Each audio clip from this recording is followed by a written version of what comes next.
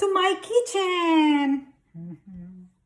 Ito na naman si Ella. Yung lingkutan dito sa kusina, pumunta po kami ng lungsod. Naisipan kong konting ng gulay o di kaya ng ingredients na ihalo natin sa ating meals karon. Defrost ko na po yung karne ng baboy.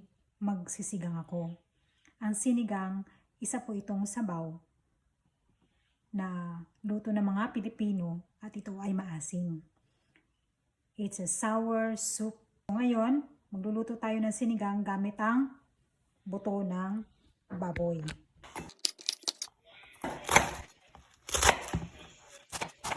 Lambot natin ang buto. Inihanda na natin ating mga ingredients. Siyempre, ito ang pampaasim. Tamarind soup mix. Kamatis, tomato, onions, string beans, scallions, siling espada, talonggis. Walang kangkong kaya ito na lang. Leafy vegetables, ng sangkap na ihahalo natin. Tomato. Ayan. Lagay na po natin ang sinigang mix. Na-dissolve na po yan sa water. Simmer for 10 minutes. Malambot na ang ating baboy. At inilagay ko na nga po ang mga sangkap, ang talong at string beans and last sili at ang ating napa cabbage. Ayan na po ang aking sinigang.